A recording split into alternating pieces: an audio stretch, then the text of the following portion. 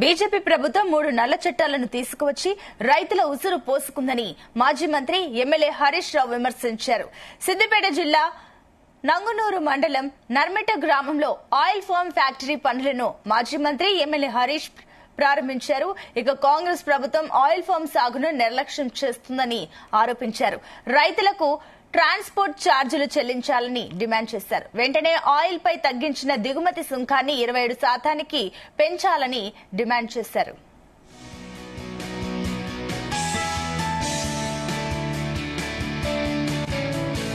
గత బీఆర్ఎస్ ప్రభుత్వ హయాంలో 300 కోట్ల రూపాయలతో ఇక్కడ ఆయిల్ ఫామ్ ఫ్యాక్టరీని నెలకొల్పడం జరిగింది. ఆనాటి ముఖ్యమంత్రి కేసీఆర్ గారు రాష్ట్రంలో రైతులకు మేలు జరగాలని, వ్యవసాయం లాభదాయకంగా ఉండాలని, రైతులందరినీ కూడా ఆయిల్ పామ్కు ప్రోత్సహించాలని రాష్ట్రం మొత్తం కూడా ఆయిల్ పామ్ జోన్లుగా విభజించి అన్ని జిల్లాలకు కూడా ఆయిల్ పామ్ ఫ్యాక్టరీలను మంజూరు చేయడం జరిగింది. దాంట్లో భాగంగా సిద్దిపేట జోన్కు సంబంధించి రాష్ట్ర ప్రభుత్వ సంస్థ ఆయిల్ ఫెడ్ కార్పొరేషన్ ద్వారా ఇక్కడ 300 కోట్ల రూపాయలతో ఆయిల్ పామ్ ఫ్యాక్టరీని మంజూరు చేయడం జరిగింది. అయితే సిద్దిపేటలో పెడుతున్నటువంటి oil palm factory Asia ఖండంలోనే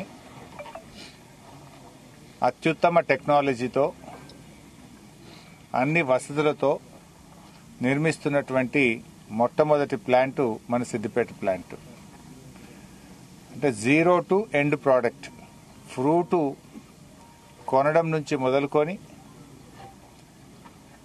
oil తయారు చేయడము, ఆయిల్ను క్రూడ్ ఆయిల్ను రిఫైనరీలో ఈడబుల్ ఆయిల్గా మారుస్తూ ప్యాకింగ్ వరకు కూడా ఇక్కడ మనం ఏర్పాటు చేసుకోవడం జరిగింది.